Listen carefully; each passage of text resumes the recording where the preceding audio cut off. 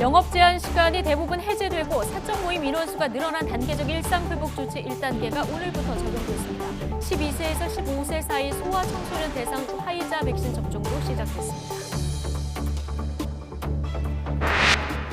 일찌감치 대선 후보를 확정한 민주당이 내일 대규모 출범식과 함께 선대위를 띄우면서 본격적인 대선 체제로 전환합니다. 이재명 후보는 국회의장을 예방하고 광복회를 방문하는 등 폭넓은 행보를 이어가고 있습니다. 오는 5일 대선 후보 최종 선출을 앞둔 국민의힘은 오늘부터 당원 투표에 들어갔습니다. 국민의당 안철수 대표는 대전환, 대혁신의 시대를 열겠다며 세 번째 대선 출마를 선언했습니다. 대장동 의혹을 수사하고 있는 검찰이 화천대유 대주주 김만배 씨에 대한 구속영장을 다시 청구했습니다. 청화동인 4호 실소유주 남욱 변호사와 대장동 사업 전반에 깊숙이 관여한 정모 변호사에 대해서도 동시에 영장을 청구했습니다. 어젯밤 일본 도쿄 전철 안에서 영화 배트맨의 악당 조커 복장을 한 남성이 마구 흉기를 휘두르고 불을 질러 20명 가까이 다쳤습니다. 경찰에 체포된 용의자는 사형당하고 싶어 벌인 일이라고 진술했습니다. 강원도 춘천 외곽의 한 모텔 객실 안에서 몰래카메라가 발견돼 경찰이 수사에 나섰습니다. 모텔 주인이 용의자로 검거된 가운데 불법 촬영한 영상이 100개가 넘는 것으로 알려졌습니다. 네, 오늘부터 단계적 일상회복이 시작됐죠. 비수도권도 일상회복 첫 걸음을 떼는데 곳곳에 불안한 지점들도 좀 있습니다. 대구의 확진자가 60명에 육박하는 등 일부 지역의 확산세가 좀처럼 줄지 않고 있는데요. 대구에 취재기자가 나가 있습니다. 허성준 기자. 네, 대구 동성로입니다. 네, 비수도권도 오늘 단계적 일상회복 조치가 시행됐는데 대구 상황이 좀 좋지 않군요. 네, 그렇습니다. 아시다시피 대구는 지난해 2월 신천지 대구교회에서 시작한 대규모 집단 감염으로 홍역을 치렀습니다. 의료 체계가 무너지기 직전까지 상황이 악화했고 시민들이 외출을 자제하면서 자영업자들은 그야말로 직격탄을 맞았습니다. 이제 그 길고 긴 터널의 끝이 보이는 것 같습니다. 오늘부터 시작된 단계적 일상회복 조처로 식당과 카페, 노래연습장, 목욕장업의 시간 제한이 해제됩니다. 사적 모임은 접종자 구분 없이 12명까지, 행사와 집회는 99명까지 완화되는 등 정부안과 동일하게 개편됩니다. 비수도권의 경우 접종 완료자를 포함해 10명까지 사적 모임을 허용하던 것에서 한 발 더 나간 겁니다. 그동안 큰 어려움을 겪었던 이곳 동성로 상인들을 비롯한 대구의 자영업자들과 시민들은 새로운 기대감을 나타내고 있습니다. 하지만 현실 상황은 녹록지 않습니다. 오늘 0시 기준 대구의 확진자는 57명입니다. 어제까지 나흘 연속 100명을 넘어선 것에 비해서는 줄어들었지만 여전히 안심할 상황은 아닙니다. 종교시설과 요양병원에서 확진자가 끊임없이 발생하고 있기 때문인데요. 이런 다중 밀집시설에서 집단 감염이 반복되면서 일상으로 돌아가는 길은 쉽지 않아 보입니다. 단계적 일상회복 조처로 환자가 단기적으로 급증할 것으로 예상됩니다. 이 때문에 대구시는 확진자의 재택 진료에 행정력을 모으고 있습니다. 70세 미만 무증상이나 경증 환자에게 적용되는데 완치 때까지 자가격리처럼 집안에 머물러야 합니다. 또 백신 접종률이 낮은 외국인들에게 백신 접종을 적극적으로 추진하고 요양병원 입원 환자 등에 대한 백신 추가 접종을 오늘부터 시행할 계획입니다. 곧 바이러스의 활동이 활발해지는 겨울철로 접어듭니다. 방역 규제가 단계적으로 풀리면서 코로나19 확산 위험은 훨씬 더 높아질 것으로 보입니다.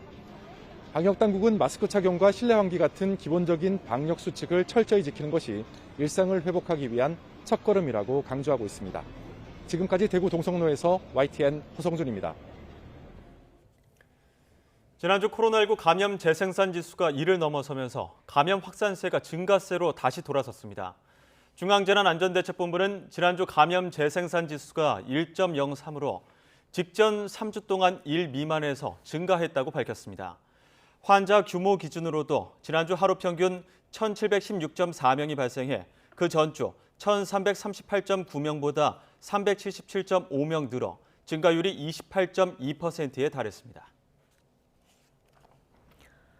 네, 오늘부터 단계적 일상회복 1단계가 시행되는 가운데 국민 절반 가까이가 방역 완화 조치는 시의적절하다고 보는 것으로 나타났습니다. YTN이 여론조사 업체 리얼미터에 의뢰해서 진행한 여론조사 결과를 보면 전체 응답자의 47.5%는 방역 조치 완화가 시의적절하다고 답했습니다. 이른 조치라는 답변은 26.1%, 너무 늦은 조치라고 생각한다는 응답은 21.8%였습니다.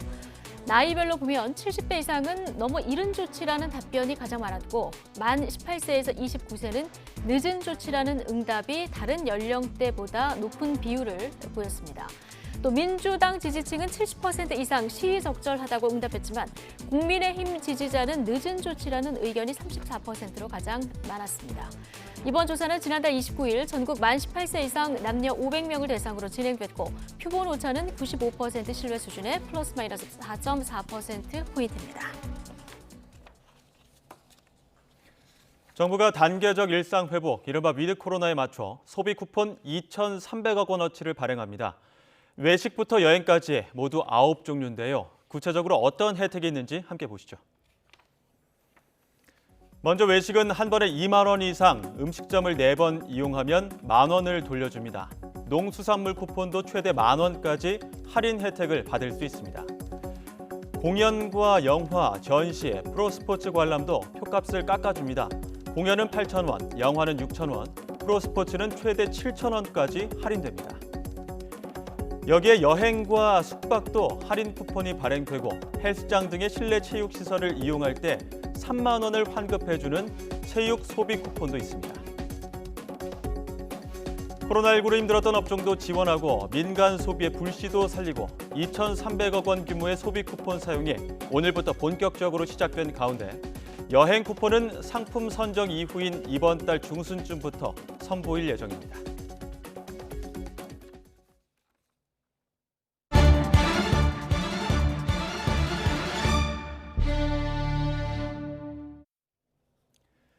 대장동 개발 특혜 의혹을 수사하는 검찰이 핵심 인물인 김만배 씨에 대해 구속영장을 재청구하고 남욱 변호사와 정모 변호사에 대해서도 구속영장을 청구했습니다.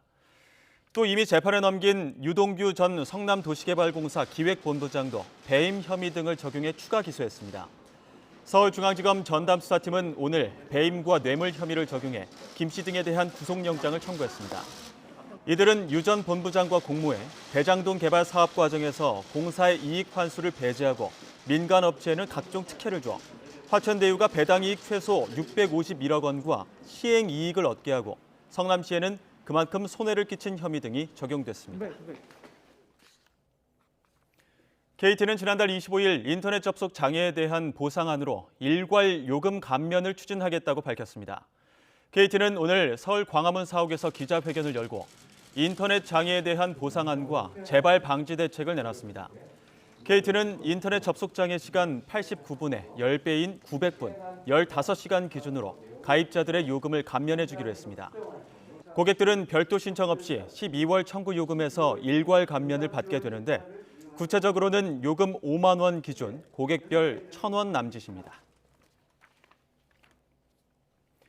일본 중의원 선거 결과 집권자민당이 단독 과반을 여유 있게 웃돌며 승리했습니다.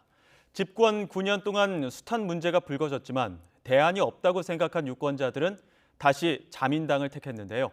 도쿄에서 이경아 특파원이 보도합니다. 유난히 접전 지역이 많았던 일본 중의원 선거. 개표 결과 자민당 의석은 줄었지만 모든 상임위원회를 독식할 수 있는 이른바 절대 안정 다수 의석을 유지했습니다. 당초 단독 과반이 깨질 것이란 전망도 나왔지만 기시다 총리는 취임 후 첫 전국 선거에서 목표를 달성했습니다. 공명당을 포함한 연립여당은 60%를 넘는 의석을 가져가며 야권을 압도했습니다. 政権選択選挙において信任をいただいたこのことは大変ありがたかったと思います。加えて自民党の単独過半数、これも、国民の皆さんにお認めいただいた。 오사카에 기반을 둔 우익 성향 일본 유신의회는 의석을 4배 가까이 늘리며 약진했습니다. 공명당을 밀어내고 제3당으로 떠오르면서 앞으로 개헌 등을 놓고 자민당과 전략적 공조도 예상됩니다. 유신회는 여기에 머물지 않을 기세입니다. いやこれ政権選択選挙なんで自公で過半数なんで我々は負けてるわけでしょ、少し数を増やしていただいたとそういう認識を持ってます。 70%를 넘는 선거구에서 야권은 단일 후보를 내세웠지만 효과는 미풍에 그쳤습니다. 자민당의 실정에도 불구하고 대안 세력으로 인정받지 못한 야권은 정책을 통해 국민 신뢰를 얻어야 하는 무거운 과제를 안게 됐습니다. 自民党が強いと言われていたところでもですね、接戦に持ち込めたと思っておりますし、そういった意味ではですね、一定の成果があったというふうに思っています。 이번 선거 결과 한일 관계에서 의도적인 무시 전략으로 일관하고 있는 일본이 태도를 바꿀 가능성은 희박해졌습니다. 중국과 북한을 견제한다는 명분으로 방위력 강화에는 속도가 붙을 것으로 보입니다. 분배를 강조한 이른바 새로운 자본주의가 성장의 한계에 직면한 일본에서 어떻게 실현될지도 주목할 대목입니다. 출범 한 달째인 기시다 정권이 어떤 성과를 낼 것인지 민심의 평가는 내년 7월 참의원 선거를 통해 확인하게 될 전망입니다. 도쿄에서 YTN 이경아입니다.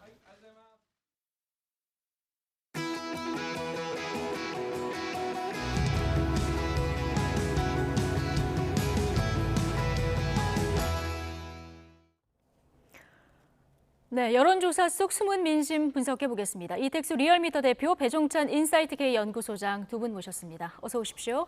안녕하십니까? 예, 안녕하십니까? 자, YTN 정례 조사부터 좀 보실 텐데요. 대통령 국정 수행 평가와 민주당 지지율이 좀 동반 하락했습니다. 대통령 지지율 다시 40% 아래로 내려왔는데 지난 한 주 동안 영향을 미친 이슈들이 요일별로 어떻게 됩니까? 네, 지난주 수요일 날 41%를 기록하면서 고점이었고 금요일 날 37.1%를 기록하면서 가장 저점이었습니다. 그래서 5일간 총 그 평균 수치가 38.7%였고요. 예. 보시다시피 수요일 날 41%를 기록했던 것은 이제 주 초에 이재명 후보가 이제 경기도지사 퇴임 기자회견을 했고 또 문재인 대통령과 이재명 후보가 회동을 했습니다. 그게 월 화요일 소식이었고요. 그래서 수요일 날은 41%까지 기록을 했는데 주중에 고발 사주 의혹 손준성 사전 구속영장이 기각이 됐고 예. 또 임성근 전 부장판사 탄핵 심판이 각하가 됐습니다.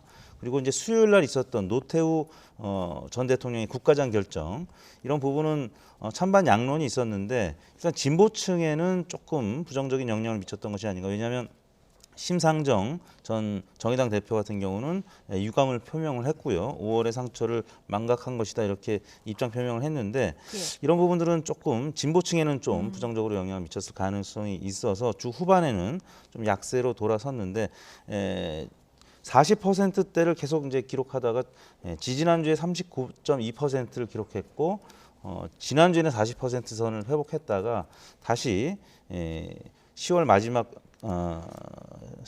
넷째 주죠. 38.7%를 기록했는데 여하튼 그 대선을 앞두고 민주당에서는 문재인 대통령 지지율이 40%를 기록하고 유지하는 것이 굉장히 중요하거든요. 이제 네. 미국 대선에서도 현직 대통령이 재선을 할 때 40%를 기점으로 40% 이상의 긍정평가가 유지가 되면 재선의 가능성 확률이 높아지고 그 밑으로 떨어지면 30%대를 기록한다라고 하면은 재선 확률이 조금 더 떨어지는 경향성을 보이는데 그런 차원에서 이제 미래 권력, 이제 이재명 네. 후보의 지지율도 중요하지만 현재의 권력, 문재인 대통령의 긍정 평가도 매우 중요한 예. 분기점이 40%인데 조금 못 미치는 그런 결과가 예. 나와서 지난주에는 당청에는 조금 좋지 못한 소식이 전해졌습니다. 예, 대통령 지지율이 그럼에도 불구하고 정당 지지율보다 계속 한 10%포인트 정도 그 우위를 점하고 있는 그 여론이 계속 나오고 있는데 40%가 굉장히 중요한 수치다 이렇게 말씀해 주셨는데 어떻게 그렇죠. 보십니까?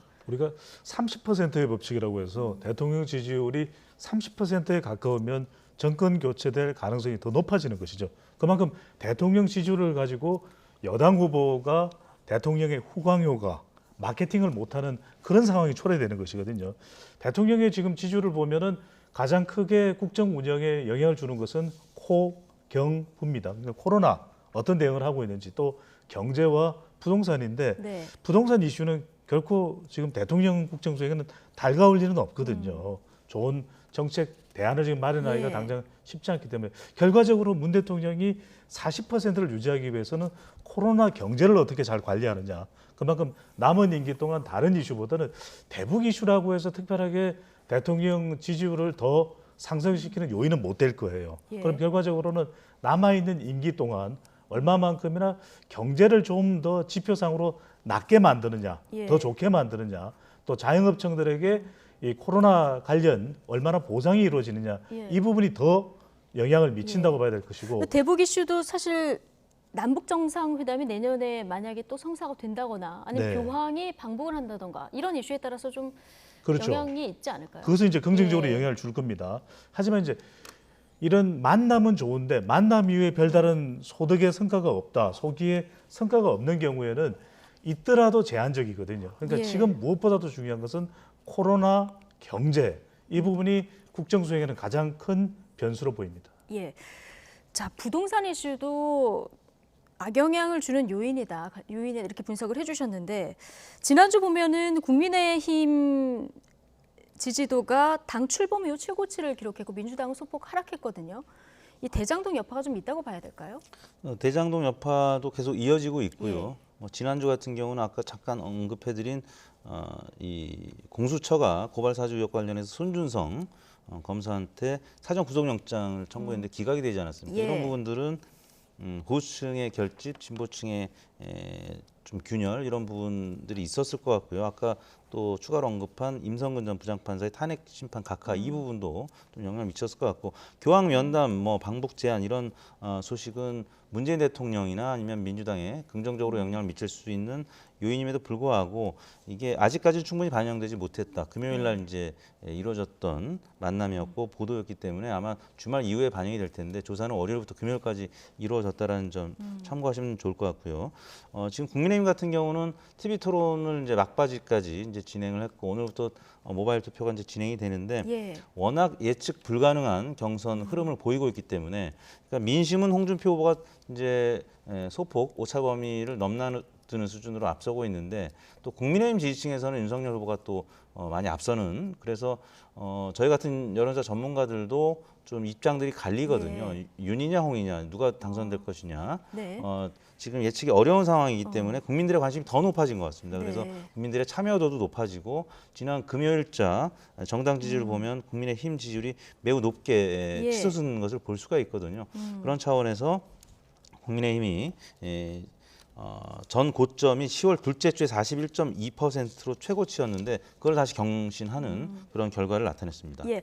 마지막 경선 절차가 진행되고 있기 때문에 지금 이 효과 때문에 조금 더 국민의힘 지지율이 올라갔다 이런 분석도 네. 지금 해주셨는데요. 말씀하신 대로 투표는 이미 시작됐고요. 나흘 네. 동안 투표가 이루어지는 이런 상황입니다. 후보들마다 마지막 그 출사표를 강하게 이렇게 얘기를 했는데 저희가 한번 정리를 해봤거든요. 보시면 윤석열 후보는 법치만은 내가 확실히 세우겠다 이런 얘기를 했고요. 홍준표 후보는 패거리 정치 문화로부터의 타파. 이건 아마도 윤석열 후보 측에 좀 현역 의원들이 많이 가 있기 때문에 이 부분을 겨냥한 게 아닌가 싶기도 하고 유승민 후보는 민심을 확실히 추월할 자신이 나한테 있다. 원희룡 압승 넘어서 부패 몸통 압송할 것. 원희룡 후보는 계속 이재명 후보만 공격하고 있는 이런 모습인데 확실히 이제 방점이 좀 각각 다르게 찍힌 것 같습니다. 자, 오늘부터 이미 모바일 투표를 시작했는데 투표율이 40%를 지금 제가 코를 잘 못 들었는데 40%, 40.1%까지 지금 네. 올라갔다고 합니다. 굉장히 높은 편이라면서요? 적극적인 관심이라고 봐야 되겠죠. 예. 그만큼 이제 새 대결이 일어나고 있고 또 모바일 투표가 이제는 어떤 연령대든 익숙해졌다 이렇게 볼 수 있다 하더라도 모바일 투표 참여율이 높다는 것은 이 새 대결 가운데서도 주목해야 될 건 두 개라고 네. 봐야 될 겁니다. 하나는 2030 세대 당원들의 투표가 얼마나 적극적으로 일어나고 있느냐. 네. 이 부분은 홍준표 후보뿐만 아니라 윤석열 후보에게도 또 상대적으로 영향을 줄 수 있거든요. 2030 세대에는 좀 유리한 국면을 이끌어가고 있다는 홍준표 후보 그리고 윤석열 후보는 좀 연령대가 높은 당원들에게 더 영향력이 있다, 경쟁력이 있다 이런 두 후보 간의 서로 다른 지지율 경쟁의 또 결과가 어떻게 전개되는지도 볼 수 있고 정말 이번 경선에서 중요한 표심 누군지 아십니까? 여성입니다. 여성. 여성은 예. 어느 후보 쪽으로도 쏠려 있지 않거든요. 그렇다면 20대, 30대 그리고 50대, 60대, 70대 이상의 여성 당원의 비율이 어느 정도인지도 구체적으로 파악되지 않고 있고 국민 여론조사에서도 여성은 어느 한쪽으로 기울어지지 않고 있습니다. 예. 그런 만큼 당원에서도 여성 연령대를 달리하면서 그리고 국민 여론조사에서도 여성이 누구에게 더 힘을 실어주느냐 가장 결정적인 변수가 될 가능성이 높습니다. 예. 오늘 이준석 대표가 투표율 70%를 넘기면은 탄수화물을 끊을 것이다. 때 아닌 뭐 다이어트 공약까지 내건 이런 상황인데요. 어쨌든 투표율이 좀 높은 상황이다. 이런 분석을 해주셨고 이게 오늘 책임당원 이제 모바일 투표가 오늘 내일 진행이 되지 않습니까? 근데 책임당원 ARS 전화 투표도 있고 국민 여론조사도 해야 되는데 일정을 조금 정리를 해볼까요? 네, 이제 월, 화, 수, 목 예. 이렇게 모바일 투표 여론조사가 진행이 되는데요. 일단 모바일로 링크를 받아서 예. 투표하는 아마 젊은 층에 조금 익숙한 방식일 겁니다. 그게 이제 월화 그리고 이게 책임당원에 하는 네, 예. 책임 당원 분들이 지금 지난 2차 컷오프 때는 이제 30만 명대였는데 예. 지금 50만 명대로 늘어났다는 상당히 이제 늘었군요. 예. 보도가 있었고요.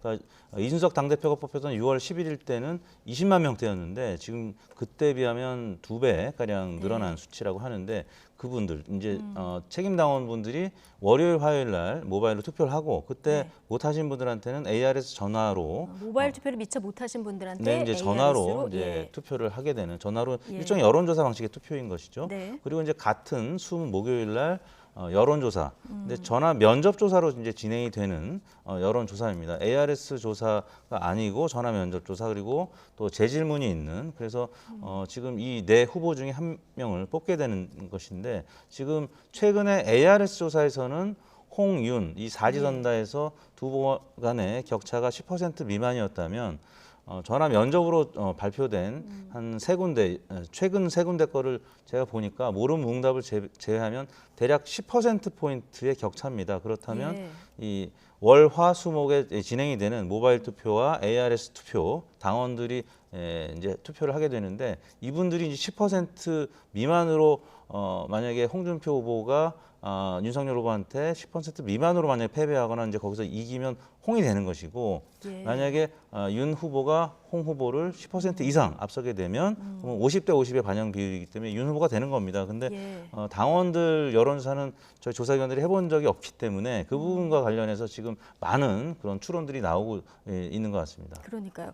조사 방법에 따라서도 지금 여론 추이가 조금씩 다르고요. 네. 워낙 박빙이다 보니까 좀 네. 예측하기가 쉽지는 않은 상황인데 오늘 나온 국민의힘 후보 경쟁력도 보시면 전체 경쟁력에서는 홍준표 후보가 지금 높은 수치고요. 근데 국민의힘 지지층으로 좁혀보면 또 윤석열 후보가 높은 상황. 이게 좀 추세적으로는 이런 흐름이 나타나고 있거든요. 그렇죠. 계속 예. 추세적으로는 국민의힘 후보만 놓고 보면 이제 사지선다형으로 본선 경쟁력을 물어볼 때는 홍준표 후보가 오차 범위 내이더라도 가장 앞서는 결과가 나오고 있고 앞서 이제 이택수 대표가 말씀하셨던 대로 이 국민 경선 여론조사인 경우에는 무응답 부분은 제외를 하게 되거든요. 예. 다시 이제 조정해서 비율을 산출하게 되면은 홍준표 후보가 대체적으로 최근 나오는 여론조사 결과를 종합해 보면 약 10% 가량 앞선다 예. 이런 얘기를 할 수가 있는 겁니다. 그런데 국민의힘 지지층만 놓고 보면 예. 윤석열 후보가 홍준표 후보보다는 더 앞서는 결과가 또 나타나고 있거든요. 이번 조사의 경우에도 국민의힘 지지층에서는 윤 후보가 55.6%, 홍 후보를 약 20%포인트 앞서고 있는 겁니다. 그러니까 예. 대체적으로 당원들의 성격을 더 적극적인 국민의힘 지지층으로 본다면 오히려 여론조사의 국민의힘 지지층보다도 더 적극적으로 윤석열 후보를 지지했을 가능성이 있다. 이런 이제 추론을 가지고서 당원에서는 윤석열, 그리고 예. 당심에서는 윤석열, 민심에서 여론조사에서는 홍준표, 당윤, 민홍이라는 이야기가 나오거든요. 그렇다면 이걸 종합적으로 분석을 해보면 예. 당원에서는 윤석열 후보가 더 격차를 벌려야 승산이 높을 것이고 네. 홍준표 후보는 국민 여론조사에서 더 격차를 벌려놔야 이 윤석열 후보에게 이길 가능성이 높기 때문에 막판까지 알 수는 없습니다. 말 그대로 예. 깻잎 한 장, 또 머리카락 한 올 차이 네. 이런 이야기를 하는데 적어도 예. 그래도 당원 표심은 이게 겉으로 드러난 것이 없기 때문에 네. 이 부분에 누가 더 마음을 당심을 가져냐 조금이라도 더 이 부분이 네. 더 중요해지겠죠. 조직이냐 바람이냐 당심은 어디로 가느냐 여러 가지 변수가 있기 때문에 이건 실제 뚜껑을 열어봐야 정말 네. 알 수 있을 것 같고요. 어제 있었던 마지막 TV 토론에서는 누가 더 본선 경쟁력이 있나를 두고 홍준표, 윤석열, 홍준표 양간 두 후보 간의 설전이 이어졌습니다. 잠시 보고 오시겠습니다. 윤 후보님 요즘 뭐 내가 참 언짢겠지만 상구팔이라는 후보란 그 이야기 들어보셨죠? 20대에는 3%, 30대에는 9%, 40대에는 8%. 그거 가지고 본선 치르기 어렵습니다. 홍준표라고 안 하고 꿔준표라 그래서 본선에 가서는 전부 민주당 찍을 사람들인데 그걸 확장성이라고 생각을 하십니까? 398대 꿔준표. 지금 홍준표 후보는 윤석열 후보가 20대에서 40대 투표율 지지율이 굉장히 낮다 이렇게 지적을 하고 있고요. 윤석열 후보는 이른바 민주당 역선택 이 문제를 좀 지적하고 있는 거 아니겠습니까? 네. 이 두 가지 변수는 어느 정도 영향력이 있을까요?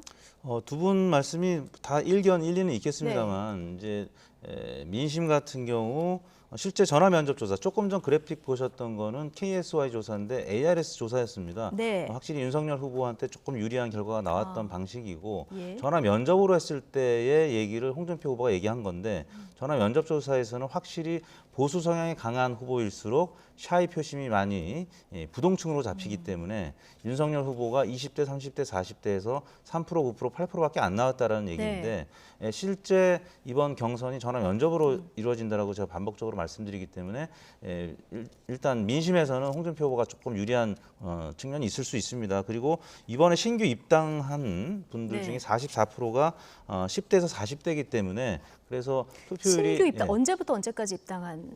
지난 이제 5월부터 9월까지 4개월 동안 이준석 입당한 대표 체제 이후에 추가로 입당한 신규 입당자 중에서 44%가 10대, 40대라는 것이고요. 예. 또 항상 영남당원이 이제 50%를 넘었었습니다. 근데 이번 전당대회에서 처음으로 42%로 영남당원이 과반이 붕괴됐다라는 소식은 그러니까 윤석열 후보 측에서 위장당원 얘기를 10월 초에 했단 말이에요. 이런 부분들은 조금 윤석열 캠프에서는 불안한 측면이라고 할 수 있겠는데 네. 지난 10월 10일 날 있었던 민주당 3차 선거인단이 예상외로 의외의 결과가 나오지 않았습니까? 왜냐하면 일반 여론이 아니기 때문에 사실 예측이 굉장히 어려운 누가 당원으로 가입했는지 전혀 지금 모르기 때문에 그래서 우리 여론사 전문가들이나 뭐 정치 평론가들이 얘기하는 그런 예측과는 전혀 다른 당심의 결과가 나타날 수도 있다라는 점에서 예측이 정말 어려운 것 같습니다. 예, 신규 당원 표심이 어디로 갈지까지 좀 지켜봐야 되는 상황. 어쨌든 4일간 투표를 해서 금요일 날 이 결과가 발표되는데 최종 1인이 누가 될지 굉장히 관심이 집중되는 이런 상황입니다. 네. 그리고 또 하나, 내년 대선까지 이제 120여일 정도 남았는데요. 이게 다자구도로 치러질까? 자, 이 부분도 관심입니다. 안철수 국민의당 대표 오늘 아침 3번째 대선 출마 선언을 했는데요. 자, 이 이야기 잠깐 듣고 오시죠. 국민들께서 저 안철수에게 바란 것은 안철수의 옷을 입고 안철수답게 정치를 하라는 것이었는데 저는 여의도 정치의 옷을 입어야 되는 줄 알았습니다. 어쩌면 안 맞는 옷을 어떻게든 입으려 했기에 기대하신 국민들께서 실망하고 제가 그토록 힘들었다는 결론에 이르렀습니다. 부끄럽고 죄송할 따름입니다. 국민 여러분, 저 안철수가 이제 새로운 각오로 다시 여러분 앞에 섰습니다. 정치인으로 국가의 권력을 획득해서 왕처럼 나라를 다스리기 위해서가 아닙니다. 더 좋은 대한민국을 만들기 위한 전략적 마인드를 가진 국가 경영인으로 나서겠습니다. 네, 자, 3번째 대권 도전의 출사표를 듣고 오셨습니다. 안 맞는 옷을 어떻게든 입으려 했기 때문에 국민 여러분께서 실망을 하셨다. 자, 이 부분에 대한 반성이 좀 있었고요. 다시 새로운 각오로 국가 경영인이 되겠다. 자, 이런 포부를 밝혔는데 자, 안철수 대표 세 번째 지금 도전 아니겠습니까? 네. 파괴력 얼마나 될까요? 작은 거인이라고 봐야 되겠죠. 작은 거인. 예.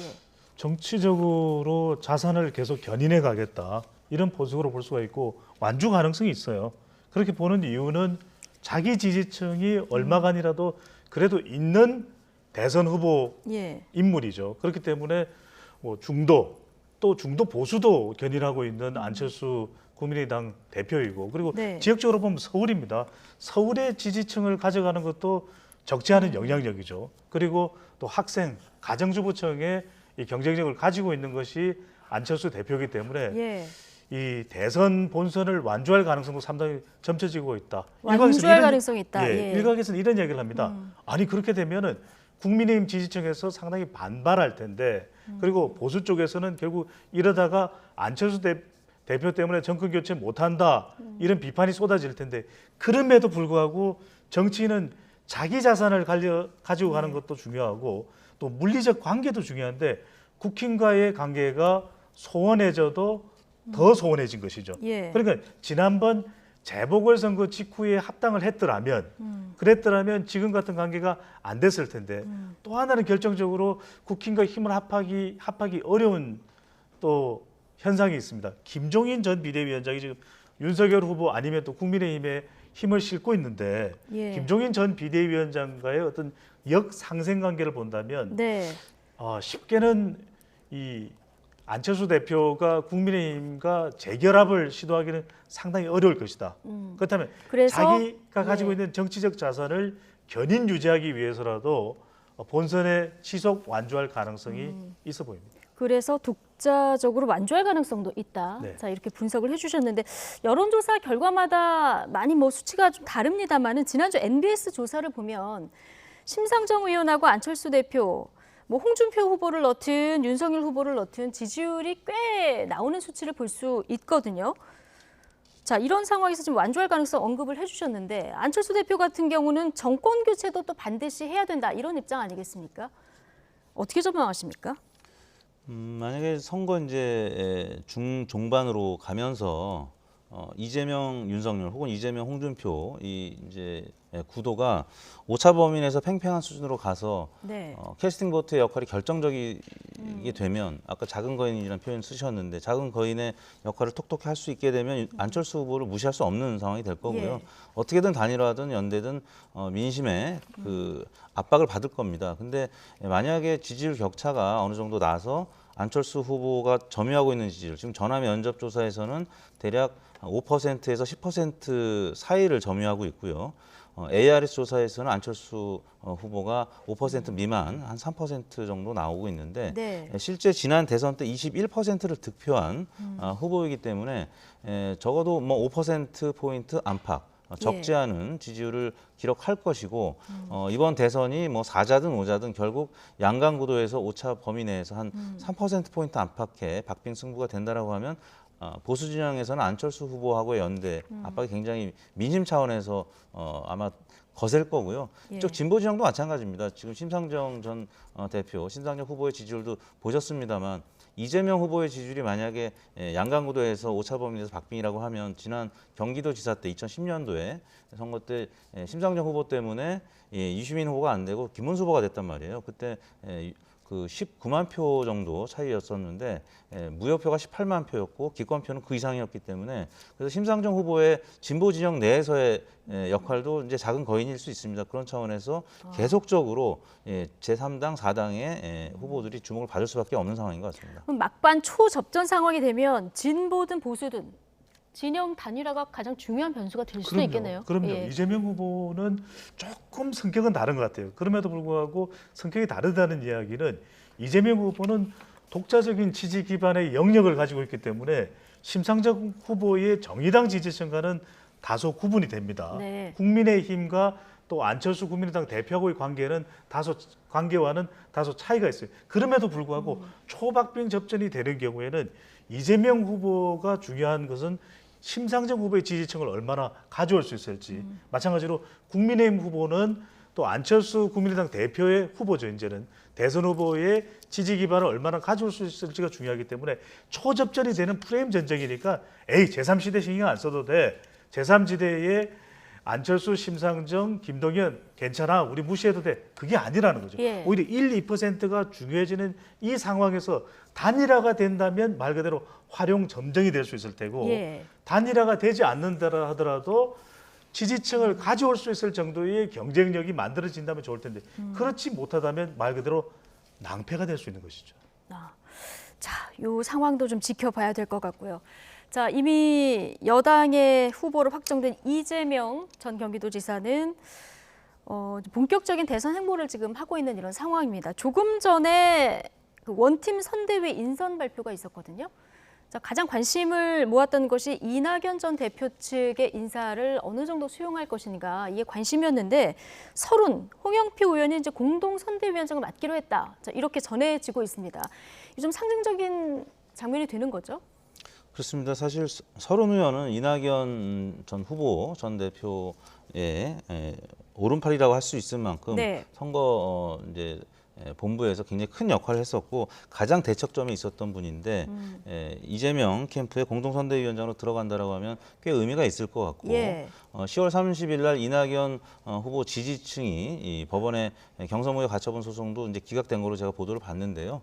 지금 어느 정도 이 상처가 아물어가는 과정인데 가장 대척점에 있는 분들이 공동 선대위원장 또 공동 본부장 이런 식으로 예. 자리를 차지해서 같이 원팀을 구성하는 모습을 보여준다면 예. 사실 컨벤션 효과가 사실 거의 없었거든요. 아까 정당 지지율에서도 지난 9월 말 10월 초에 민주당 지지율이 32%대를 계속 횡보하다가 지금은 오히려 조금 빠진 측면이 있는데 국민의힘은 지금 최고점을 찍었다가 아까 말씀드리지 않았습니까? 예. 그래서 컨벤션 효과가 거의 없었는데 향후에는 이런 원팀을 구성하는 또 메모드급의 선대 본부가 발족이 되면 지지율이 조금 회복되는 정도는 되지 않을까. 그러니까 컨벤션 효과가 오히려 마이너스였는데 이제 회복되는 정도는 되지 않을까라는 전망들이 나오고 있는 것 같습니다. 예.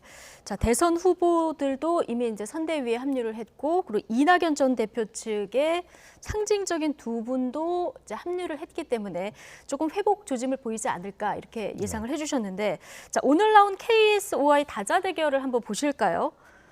자, 윤석열, 홍준표 누구를 넣어도 오차 범위내 이제 이재명 지사가 우세이긴 한데, 자, 앞으로 이제 회복세를 보일 거라고 얘기를 해주셨지만 일단 좀 박스권에 갇혀 있다 이런 분석도 나오거든요. 자, 이번 그 선대위 발표로 인해서 어느 정도 치고 나갈지 어떻게 예상하십니까? 시간은 걸리겠죠. 네. 시간은 걸리는데 이재명 후보가 박스권에 갇혀 있는 걸 보고 이른바 박스리 이런 이야기도 나오고 있거든요. 예. 그만큼 박스권을 벗어나기 위해서는 메시지 변화가 필요하는데 대장동 자꾸 이야기한다고 해서 대장동 이슈로부터 못 벗어납니다. 예. 그렇다면 이제 중요한 것은 얼마만큼이나 새로운 이야기를 꺼내놓느냐.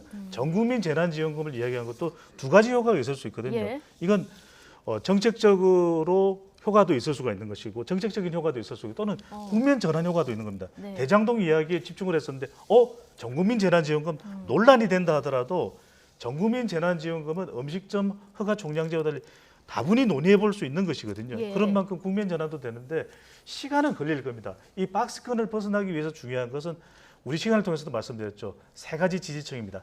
M, 여, 중. 지금 이재명 후보도 2030 세대 지지율이 안 나와요. 그리고 여성 지지율이 견고하지 않습니다. 그러다 네. 보니까 중도층 기반이 위축되고 확대되지 않는 것이거든요. 중요한 것은 대미안입니다. 대장동만 계속 이야기하지. 그래서 우리가 코끼리는 생각하지 말라는 이야기를 하거든요. 미래 비전이 나와야 됩니다. 예. 더 정교한 정책이 나와야 되고 그걸 통해서 아이고 요즘 사람들 쑥떡 보니까 자꾸 나를 향해서 쑥떡거리네요. 이렇게 할 것이 아니라 예. 좀 더 안정감 있고 정교한 여당 후보로서의 모습을 강조하게 된다면 이때 이제 중도층은 서멀서멀 설금설금 들어오게 되는 거죠. 예. 그러한 지단한 노력이 있어야 중도층 위축된 것을 좀 벗어나고 확보하는 것도 가능할 것으로 보입니다. 그러니까 젊은 세대 여성층 중도층을 끌어들여야 되는데 이러려면 이제 미래 비전을 제시하는 게 그렇죠. 중요하다. 네. 예, 알겠습니다. 오늘 두 분 분석은 여기까지 듣겠습니다. 이택수 리얼미터 대표 그리고 배종찬 인사이트 K 연구소장 두 분과 함께했습니다. 고맙습니다. 네, 감사합니다.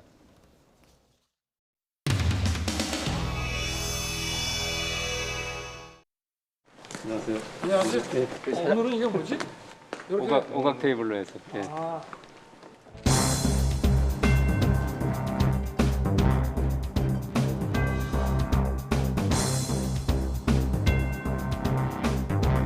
TF에서 할 수 있는 문제가 아니고 이재명하고 링에서 바로 붙어야 됩니다. 비리 토론 가지고 이재명 이길 수 있겠습니까? 나는 그것만으로 대선 안 합니다. 아니, 1대1. 옛날에 이명박 대선 때는 BBK 그 하나만으로 대선 치르려고 민주당이 덤벼들었어요. 근데 그거 가지고 대선이 됩니까? 윤 후보님 요즘 뭐 내가 참 언짢겠지만 398이라는 후보라는 그 이야기 들어보셨죠?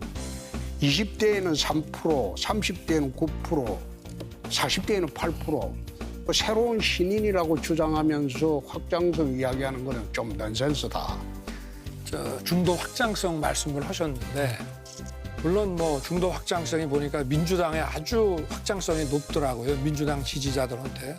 그거는 인정하시죠? 그렇습니다. 그죠? 민주당 뭐 소위 이제 뭐 홍준표라고 안 하고 꿔준표라 그래서 본선에 가서는 전부 민주당 찍을 사람들인데 그렇게 생각하는 사람이 이재명 없는데. 1대1로 경선 붙이는데 거기에 역선택이 들어온다고 생각하십니까?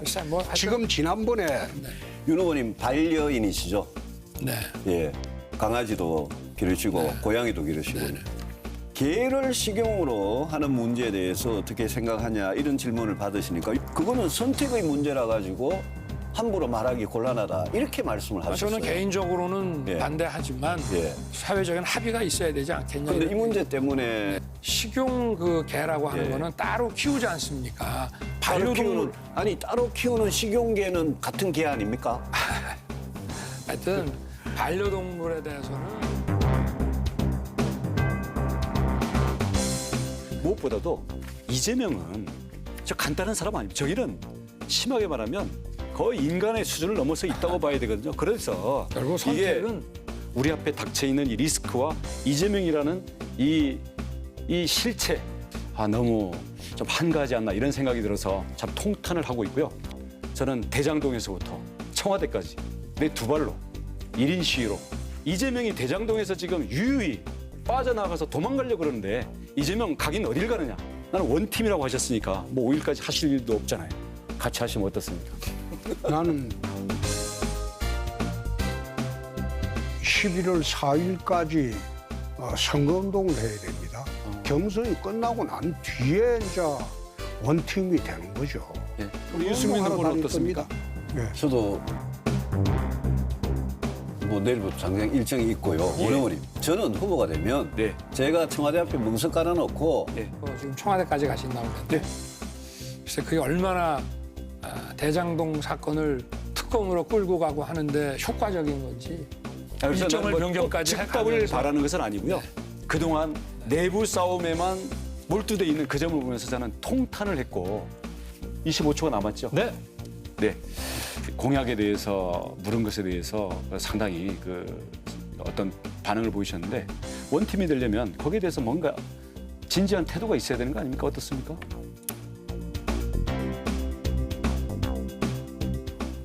시간 다 됐네요. 말씀하십시오. 시간 다 됐어.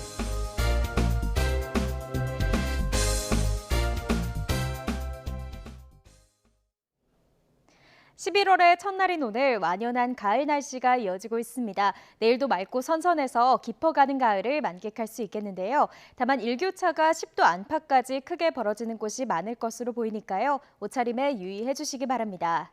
오늘은 미세먼지 상황이 비교적 양호했지만 내일은 서쪽 지방을 중심으로 미세먼지 농도가 높아지겠습니다. 내일 충북은 종일 나쁨 수준을 보이겠고 경기 남부와 충청, 전북 지역은 오전에 일시적으로 공기가 탁해질 수 있겠습니다. 내일 미세먼지만 아니라면 대체로 맑은 날씨가 이어지겠습니다. 다만 강원 영동에는 오전부터 밤 사이 5mm 미만의 약한 비가 내리겠고 동해안에는 너울성 파도가 높게 일겠습니다. 내일 아침 기온 오늘보다 3에서 4도가량 낮겠습니다. 내일 서울 아침 기온 7도, 광주는 9도가 예상되고요. 낮 기온도 오늘보다 낮아지겠습니다. 내일 낮 기온 서울 15도, 대전 17도, 대구는 18도가 예상됩니다. 입동인 일요일과 월요일 사이 전국에 한 차례 비가 내리겠습니다. 이 비가 그친 뒤 날이 급격하게 추워질 전망입니다. 지금까지 날씨 정보였습니다. 네, 월요일 더 뉴스 마치겠습니다. 잠시 뒤 뉴스크가 이어집니다. 시청해주신 여러분 고맙습니다.